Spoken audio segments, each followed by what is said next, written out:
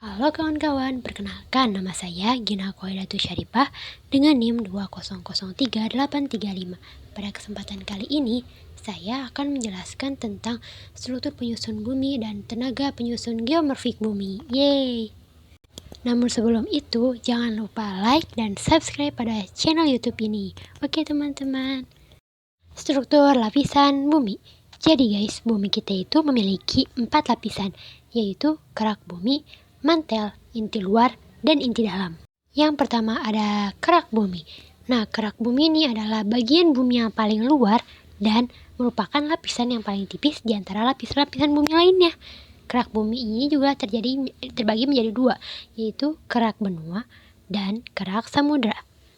Nah, di bagian kerak bumi ini juga terdiri dari banyak proses-proses bumi, yaitu proses endogen yang mengakibatkan bumi ini memiliki morfologi yang berbeda-beda, seperti adanya gunung, lembah, sungai, pantai, dan lain-lain.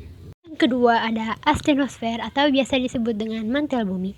Nah, kalau tadi itu kerak bumi adalah lapisan paling tipis, mantel bumi ini merupakan lapisan yang paling tebal di antara lapisan-lapisan bumi lainnya. Ketebalannya itu bisa mencapai 2.900 km. Nah, mantel bumi ini juga terdiri dari dua bagian, yaitu mantel dalam dan mantel luar.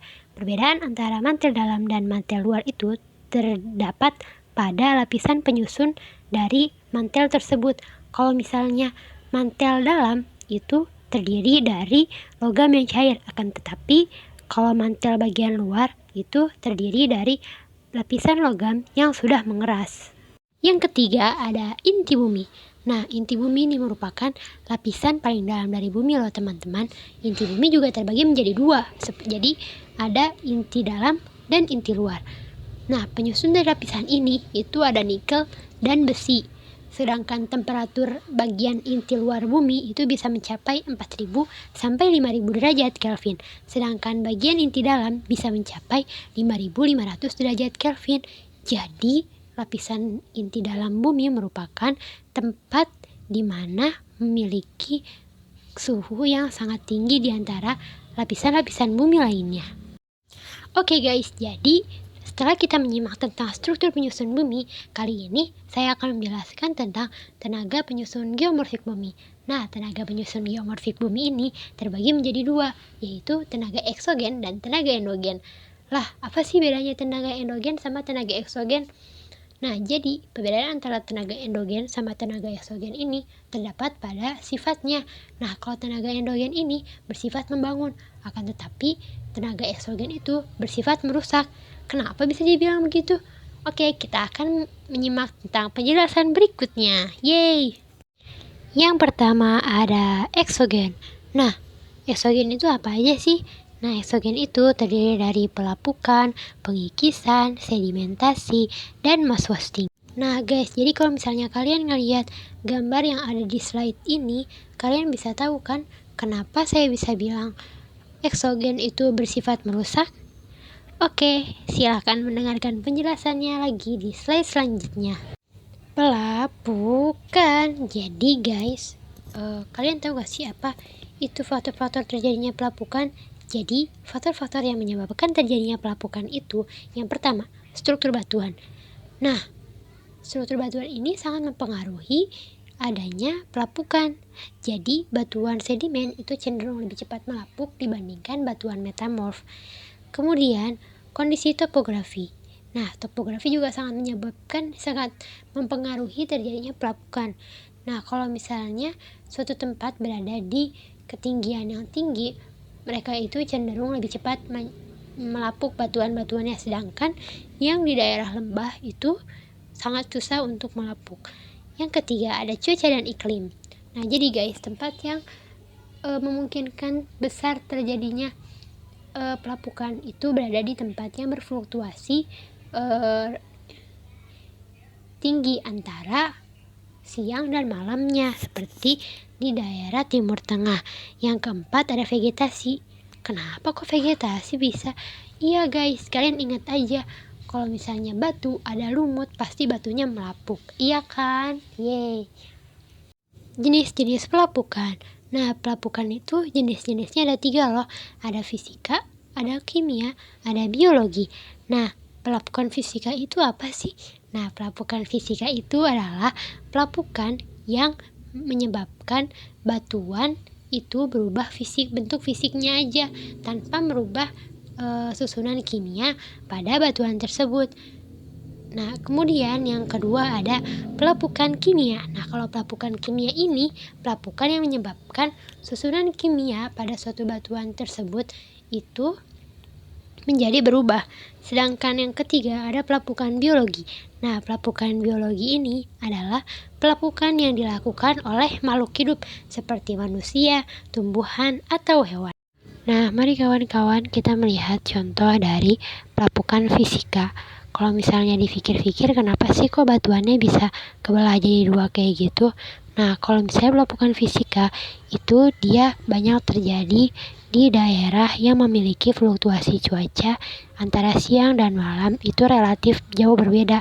Kayak kalau misalnya siang itu panas-panas banget, tapi ternyata kalau malam dingin-dingin banget. Bahkan daerahnya itu bisa mencapai minus 1 derajat atau 0 derajat begitu.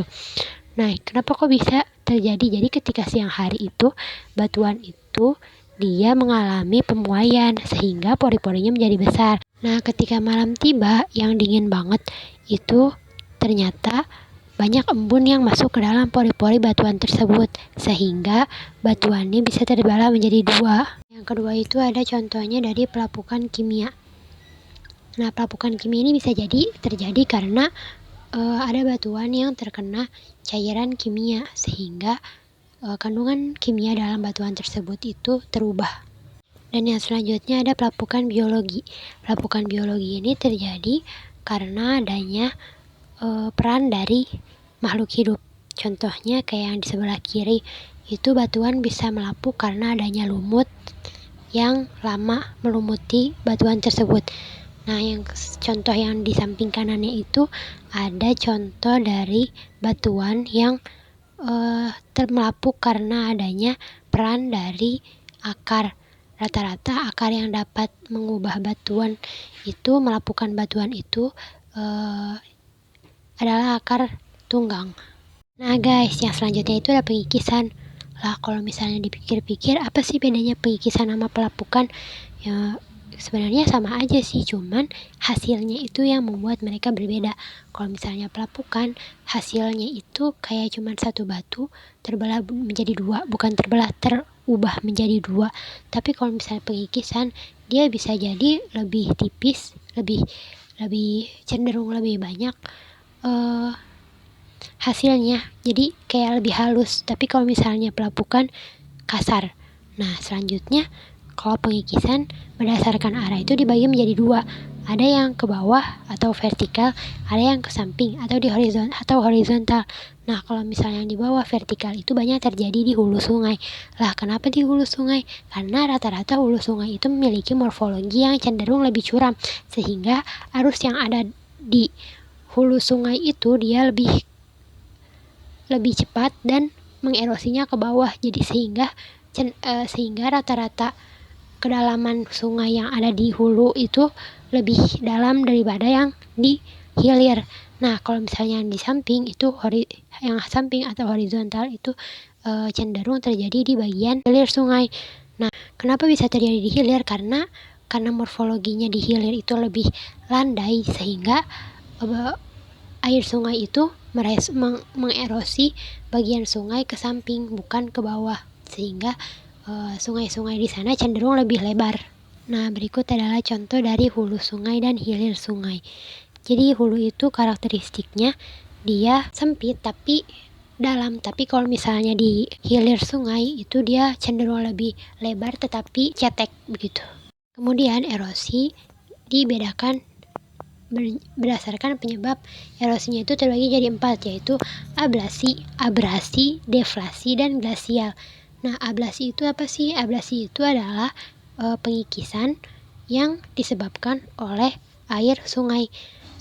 Nah, kemudian kalau misalnya abrasi itu adalah pengikisan yang disebabkan oleh air laut.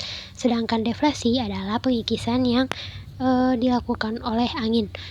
Dan yang terakhir yaitu glasial, yaitu pengikisan yang diakibatkan oleh cairan es. Kemudian contoh dari abrasi itu adalah pembentukan meander. Nah, kenapa sih kok sungai bisa sih bentuknya berkelok-kelok? Nah, itu karena adanya kecepatan arus yang berbeda pada dua sisi sungai, sehingga menyebabkan sungai itu bentuknya belok-belok. Kemudian hasil dari meander ini bisa mengakibatkan osbowlek apabila digabungkan dengan proses sedimentasi. Kemudian contoh dari proses abrasi adalah pembentukan si tunnel yang berada di pesisir pantai. Nah, awalnya itu si tunnel itu adalah sebuah cliff atau mungkin bisa dibilang sebagai jurang batuan yang berada di pinggir pantai. Akan tetapi ada gelombang-gelombang air laut yang bisa mengikis sehingga menyebabkan terjadinya pembentukan si tunnel yang ada di pinggir laut. Nah, contoh yang ketiga itu ada deflasi. Tahu gak sih kalian kalau misalnya deflasi itu banyak terjadi di daerah gurun. Lah, kenapa kok di daerah gurun? Nah, karena di daerah gurun itu anginnya banyak dan cenderung tidak banyak hambatan. Nah, kayak pohon itu kan hambatan, tapi kalau misalnya di gurun itu kan relatif lebih landai dan tidak ada gangguan apapun, sehingga banyak batuan yang tererosi oleh angin di daerah gurun. Nah, yang keempat, itu ada contoh dari glasial. Nah, glasial ini bisa menyebabkan contoh dari fenomenanya itu ada danau gletser, karena danau gletser itu terbuat dari erosi yang diakibatkan oleh cairan es. Sedimentasi. Nah, sedimentasi itu apa sih? Nah, sedimentasi itu adalah hasil erosi yang terangkut oleh air atau bahan lainnya ke suatu tempat dan bisa jadi mengumpul. Nah, teman-teman, berdasarkan tempat sedimentasinya, sedimentasi itu dibagi menjadi 5, yaitu terestrial atau sedimentasi yang terjadi di daratan. Yang kedua, marine atau sedimentasi yang terjadi di lautan. Yang ketiga, limnis atau sedimentasi yang terjadi di dasar danau. Yang keempat ada fluvial atau sedimentasi yang terjadi di dalam sungai. Dan yang kelima ada glasial atau sedimentasi yang terjadi di dalam air es. Nah, untuk contoh terestrial itu adalah gumuk pasir. Nah, kalau dilihat-lihat kayaknya gumuk pasir itu cuman ada di Timur Tengah ya.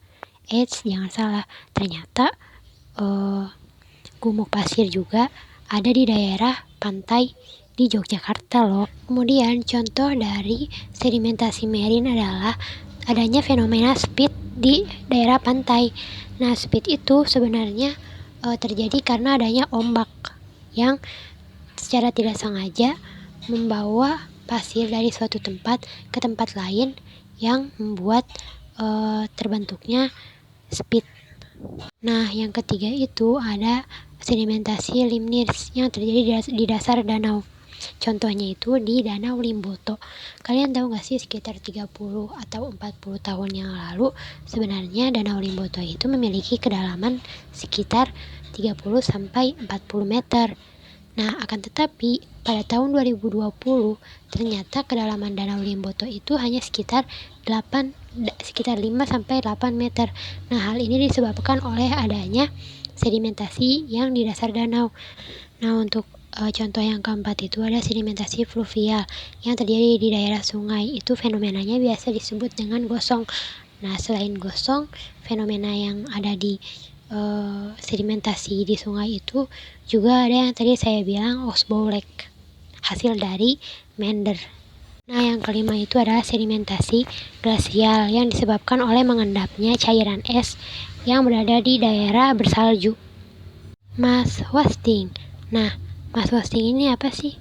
Nah, mass wasting ini adalah fenomena turunnya sebuah struktur batuan yang terjadi di lereng. Nah, hal ini faktor utamanya itu adalah gravitasi. Ketika gravitasi lebih besar daripada kekuatan benda itu untuk terdiam, maka benda itu akan jatuh dan menyebabkan adanya fenomena mass wasting. Berdasarkan kecepatannya, mass wasting itu terbagi menjadi 2. Ada yang dinamakan oleh rapid flowage sama slow flowage. Contoh dari rapid flowage itu ada, yang pertama ada rock slide sama rock fall. Nah, apa sih bedanya rock slide sama rock fall? Kayaknya sama-sama aja jatuh-jatuh juga. Nah, kalau misalnya bedanya rock slide sama rock fall itu terdapat di ukuran batuan sebenarnya. Nah, jadi kalau misalnya rock fall itu batuannya cenderung besar dan jatuhnya itu terjatuh plak begitu. Tapi kalau misalnya rock slide itu batuannya itu cenderung sudah tererosi dan menyebabkan batuannya dan materinya itu terslide begitu, terjatuhnya secara slide. Tapi kalau fall itu fall gerulak gitu. Nah, yang ketiga itu ada fenomena yang disebut dengan landslide. Landslide itu ya sebenarnya sama aja sih kayak longsor, cuman itu landslide itu bahasa gaulnya aja. Nah, kalau landslide itu adalah tanah-tanah yang terjatuh secara slide begitu. Nah, contoh yang keempat itu ada subsiden. Subsiden itu apa sih? Sebenarnya subsiden ini sering terjadi di Jakarta. Nah, nama lainnya subsiden itu adalah tanah amblas. Nah, jadi tanah amblas ini bisa terjadi di daerah yang mana suatu tanahnya itu di lapisan airnya itu airnya kosong sehingga tanah yang di atasnya menjadi turun. Itu akibat dari pemakaian air yang sangat berlebihan. So guys, jangan pakai air banyak-banyak ya, nanti tanahnya amblas. Nah, untuk contoh yang slow flowage, yang satu lagi itu ada yang namanya slumping. Nah, slumping itu seperti longsor tapi sebenarnya dia itu lebih lambat pergerakannya dan tidak terlihat. Endogen. Nah, gerakan endogen ini terbagi atas beberapa fenomena. Yang pertama itu adalah tektonisme. Tektonisme itu adalah berubahnya bentuk suatu permukaan bumi yang diakibatkan oleh pergerakan lempeng. Nah, contohnya itu ada, dan tektonisme ini terbagi menjadi dua, yaitu epirogenesa dan orogenesa. Apa sih bedanya epirogenesa dan orogenesa? Jadi perbedaan antara epirogenesa dan orogenesa itu terletak pada tempat dan luasnya tempat dan waktu terjadinya suatu fenomena tersebut. Kalau misalnya epirogenesa itu dia terjadi di tempat yang relatif lebih luas dan dalam waktu yang cukup lama. Akan tetapi pada orogenesa itu terjadi di tempat yang sempit dalam waktu yang singkat. Nah, kemudian epirogenesa sendiri itu terbagi menjadi dua, yang positif sama yang negatif. Kalau misalnya yang positif itu adalah turunnya suatu lapisan bumi yang diakibatkan oleh gerakan epirogenetik yang menyebabkan air laut seakan-akan terlihat naik.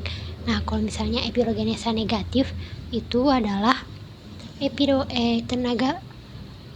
pergerakan suatu lapisan bumi yang bergerak ke arah atas sehingga mengakibatkan air laut terlihat turun. Nah, akibatnya jadi daratan itu terlihat lebih tinggi. Kemudian itu ada orogenesa. Nah, hasil dari orogenesa ini bisa berupa lipatan atau patahan. Nah, kalau patahan itu terjadi akibat tenaganya sangat besar, akan tetapi dan struktur batuannya itu keras. Akan tetapi kalau misalnya lipatan itu struktur batuannya cenderung lembek dan mudah dibentuk, jadi berbentuk seperti lipatan. Nah, yang selanjutnya itu ada vulkanisme. Vulkanisme itu apa sih? Nah, vulkanisme itu adalah proses keluarnya magma melalui gunung yang aktif.